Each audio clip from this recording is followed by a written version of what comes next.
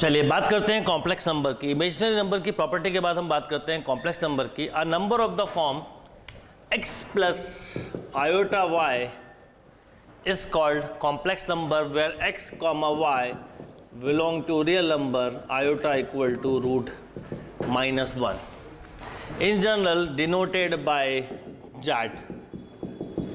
कई बार हम इसको ऐसा भी लिख सकते हैं, a number of a form a plus b iota b is called complex number where a and b is real number, iota is root minus 1। अब एक इम्पॉर्टेंट बात, इसे कॉम्प्लेक्स क्यों बोलते हैं? देखिए यहाँ पर इस x वाले पार्ट को हम रियल नंबर ऑफ बोलते हैं, रियल नंबर, और इसको सिंबल भी है इमेजिनरी नंबर्स बोलते हैं। रियल और इमेजिनरी नंबर की प्रॉपर्टी बिल्कुल डिफरेंट होती हैं, पर ये डिफरेंट प्रॉपर्टीज़ वाली चीज़ों को हमने मिला दिया, इस कॉल्ड कॉम्प्लेक्स नंबर। दो अलग अलग प्रॉपर्टीज़ वाली चीज़ को मिलाया, कॉम्प्लेक्स कर दिया, इसलिए इसे हम बोलते हैं कॉम्प्लेक्स नंबर, जिसमें एक रियल नंबर है, एक कॉम्प्लेक्स नंबर है। अगर suppose real part of complex number 0 means z equal to iota y, इसे हम बोलते हैं purely imaginary number. Suppose imaginary part of complex number 0 हो तो इसे हम बोलते हैं purely real number, right? Purely real number, pure, ये सिंबल्स हैं, ये यहाँ पर हुआ प्योरली इमेजिनरी, यहाँ पर हुआ प्योरली रियल नंबर। तो a form of x plus iota y is called a complex number. इस सेट को अगर हम डिनोट करना चाहें तो c से डिनोट करते हैं x plus iota by such that x belong to real, y belong to real, iota equal to root of minus 1। अब कॉम्प्लेक्स की क्या क्या प्रॉपर्टी होती हैं, कॉम्प्लेक्स पे कौन कौन से ऑपरेशंस लगते हैं, addition, subtraction, multiplication, division, conjugate of complex number, modulus of complex number, representation of complex number, polar form, Euler theorems, ये सारी चीज़ें एक एक स्टेप बाय स्टेप हम कवर करते हुए चलते हैं। पर कॉम्प्लेक्स नंबर का मतलब हुआ a form of x plus iota y, x and y both are real number. अब क्योंकि इसमें इमेजिनरी नंबर का मल्टीप्लाई हो गया, इसलिए यहाँ पर हम इसको इमेजिनरी नंबर्स वाले पार्ट को बोलते हैं। एंड रिमेंबर, दो कॉम्प्लेक्स नंबर में हम कभी भी कंपेयर नहीं कर सकते। कंपेयर मतलब हम 3 प्लस 2 आयोटा को ग्रेटर देन 1 प्लस आयोटा नहीं लिख सकते, या 4 आयोटा को हम ग्रेटर देन 2 आयोटा नहीं लिख सकते, क्योंकि आयोटा एक इमेजिनरी क्वांटिटी है, एक इमेजिनरी क्वांटिटी है, इसलिए इसकी कोई न्यूमेरिकल वैल्यू नहीं होती। जैसे रूट 2 और रूट 3 में मुझे पता है कि root 3 is greater than root 2 because इसकी वैल्यू 1.7 है, इसकी वैल्यू 1.4 है, पर रूट माइनस 1 की कोई वैल्यू नहीं होती, इसलिए कोई कंपेयर नहीं होता। तो अगर मैं बोलूँ कि a plus iota b is greater than c plus iota d, ये कब पॉसिबल है? If and only if b and d both are 0, यानी अगर इमेजिनरी पार्ट की वैल्यू 0 हो तो ही ये कंपेयर हो सकता है, अदरवाइज कंपेयर नहीं हो सकता। इक्वलिटी हो सकती है दो कॉम्प्लेक्स नंबर की, पर कंपेयर नहीं हो सकता। यस, बात करते हैं इक्वलिटी ऑफ कॉम्प्लेक्स नंबर की। इसका क्या मतलब है? अभी मैंने आपको बताया कि दो कॉम्प्लेक्स नंबर में ग्रेटर देन या लेस देन का कंपेयर नहीं होता, पर इक्वल टू का हो सकता है कि नहीं। सपोज z1 इक्वल टू है x1 plus iota y1, z2 equal to है x2 प्लस आयोटा y2। मैं बोलूँ कि z1 equal to if z1 equal to z2 if and only if, ये कब इक्वल हो सकता है? जब real part of first complex number equal to real part of second complex number, and similarly imaginary part of first complex number means y1 equal to imaginary part of second complex number y2। ऐसा होगा तो ही दो complex number equal हो सकते हैं, otherwise equal नहीं हो सकते। यानी टू कॉम्प्लेक्स नंबर के बारे में हम इक्वल टू का साइन जब ही लगा सकते हैं जब x1 x2 के इक्वल हो, y1 y2 के इक्वल हो। ये equality of two complex number हमारे क्वेश्चन सॉल्विंग में काम आती है, क्योंकि आपको आगे जाके जो भी क्वेश्चन मिलेगा उसका answer complex a plus iota b के टर्म में होता है या x प्लस आयोटा y के टर्म में, तो आप कंपेयर करके ही बताते हैं। फॉर एग्जांपल मैं बोलूँ 3 plus 4 iota equal to x plus iota y, find x and y, तो आप एक सेकेंड में बोल सकते हैं x equal to 3, y equal to 4। Suppose मेरा क्वेश्चन हो x plus 2 plus iota y minus 3 equal to 4 plus 5 iota. तो ऐसा कब हो सकता है, जब हम बोलें x plus 2 equal to 4, y minus 3 equal to 5, means x equal to 2 and y equal to 8, right. यानी टू कॉम्प्लेक्स नंबर में एक सबसे इंपॉर्टेंट बात है कि इक्वलिटी हम जब भी लगाते हैं जबकि रियल पार्ट रियल के इक्वल हो, इमेजनरी इमेजनरी के। मान लो मैं आपसे बोलूँ 4 plus iota y equal to x minus 9 iota, find x and y, तो आप बोलेंगे x equal to 4, y equal to minus of 9। बात करते हैं algebraic operation on complex number. Algebraic operation means क्या होता है, आपको पता है 4 एल्जेब्रिक ऑपरेशन है, addition, subtraction, multiplication and division. तो हम बात करते हैं let two complex number Z1 and Z2 x2 plus iota y2। Suppose मैं आपसे बोलूँ addition of two complex number Z1 plus Z2, तो सिंपल जो कंसेप्ट हमने अब तक एल्जेब्रिक रूल में पढ़ा है वही यहाँ पर यूज़ होगा। यानी रियल पार्ट से ऐड होगा और इमेजनरी पार्ट से ऐड होगा। Means x1 plus x2 plus iota of y1 plus y2 क्या होगा, x1 plus x2 plus iota y1 plus y2। Suppose मैं आपसे बोलूँ माइनस करिए तो क्या होगा, इस same rule x1 plus iota y1 minus x2 plus iota y2 है, क्या आ जाएगा, x1 minus x2 plus iota y1 minus y2, right. For example कि अगर मैं बोलूँ 4 प्लस 5 आयोटा Z1 है, Z2 है minus 5 plus 7 iota, find Z1 plus Z2, तो आप क्या करते हैं, आप बोलते हैं -1 प्लस 12 आयोटा। सपोज इसी में मैं मान लो आपसे पूछता Z1 माइनस Z2, तो दिस माइनस दिस, तो 9 माइनस 2 आयोटा, राइट। तो addition subtraction is simply real से रियल पार्ट को ऐड करेंगे या सब्ट्रैक्ट करेंगे, इमेजनरी से इमेजनरी पार्ट को ऐड या सब्ट्रैक्ट करेंगे। बात करते हैं मल्टीप्लिकेशन की। मल्टीप्लिकेशन में क्या होगा वो देखते हैं, बिल्कुल सेम जो रूल हमने अभी तक पढ़े हैं वही रूल। सपोज मैं आपसे बोलूँ Z1 into Z2 means x1 plus iota y1 into x2 plus iota y2, क्या होगा, x1 x2 plus iota y1 x2 plus iota x1 y2 plus iota square y1 y2।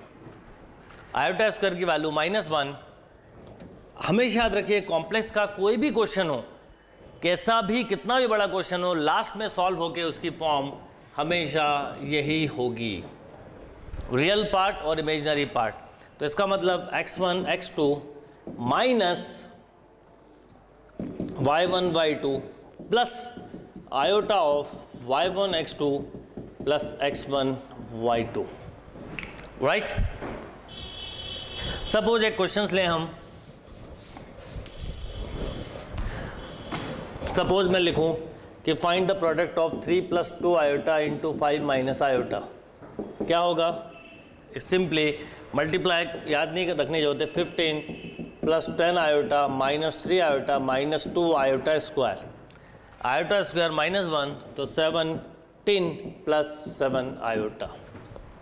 मान लो आपको मैंने क्वेश्चन दिया find 3 minus 2 iota 4 plus iota 1 plus 2 iota, 3 number है, product करना है, बिल्कुल सेम वही रूल अप्लाई करें, पहले फर्स्ट 2 का कर दें फिर थर्ड के साथ कर देंगे, क्या हो जाएगा बोलिए, 12 minus 8 iota plus 3 iota minus 2 iota square, इसको बाद में कर देंगे, किन्हीं भी 2 का कर सकते थे, आयोटा स्क्वायर -1 तो ये हो जाएगा 14 minus 5 iota into 1 plus 2 iota. अब फिर करिए कितना होगा, 14 minus 5 iota plus 28 iota minus 10 iota square, iota square -1 10 plus 14 24 plus 23 iota, right. तो प्रोडक्ट इज सिंपली जो स्टैंडर्ड हम प्रोडक्ट करते आ रहे हैं वही करना है। बस बार बार एक ही चीज़ बोलूँगा, याद रखने वाली चीज़ है, आयोटा मतलब root minus 1, iota square minus 1, iota cube minus iota, iota 4 1।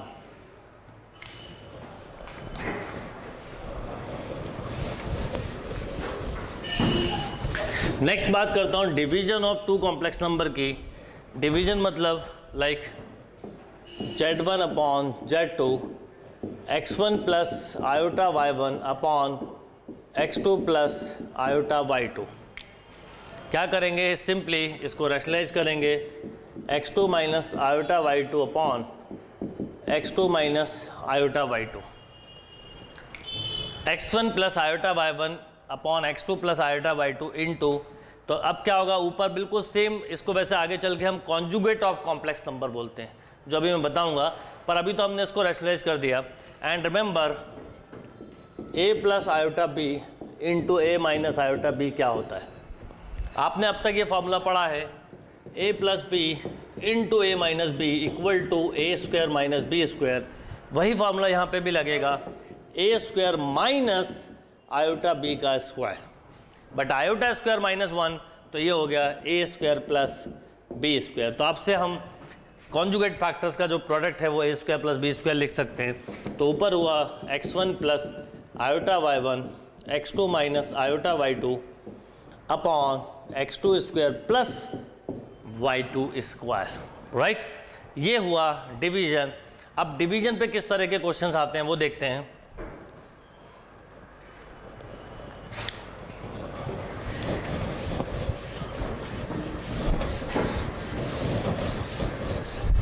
Suppose मैं आपसे बोलूं find the value of 3 plus 4 iota upon 5 minus 6 iota equal to, कई बार ऐसा लिखा मिलेगा a plus iota b, find a and p। कोई भी कॉम्प्लेक्स का क्वेश्चन इसी टर्म में सॉल्व होगा। तो क्या है question, 3 plus 4 iota upon 5 minus 6 iota equal to a plus iota b। कैसे सॉल्व करेंगे, सिंपली इसको हम रैशनलाइज कर दें, 5 प्लस 6 आयोटा, ये कॉन्जुगेट है जो अभी मैंने बताया नहीं है, this equal to a plus iota b। Numerator में simple 3 plus 4 iota upon 5 plus 6 iota upon 5 का स्क्वायर 25 प्लस 6 का स्क्वायर, प्लस क्यों होगा, क्योंकि आयोटा स्क्वायर माइनस 1, तो ये हो गया 36, राइट। अब ऊपर मल्टीप्लाई बताइए, equal to a plus iota by b। अब न्यूमरेटर में मल्टीप्लाई करेंगे तो 15 plus 20 iota, 15 plus 20 iota plus 18 iota plus 24 iota square by 61 equal to a plus iota b। Iota square minus 1, तो ये हो गया -9 plus 38 iota by 61 equal to a plus iota b। Therefore a equal to -9 by 61, b equal to 38 bye 61, right. Complex का कोई भी question हो उसका answer हमेशा कॉम्प्लेक्स के ही टर्म में होगा। सपोज मैंने क्वेश्चन दिया होता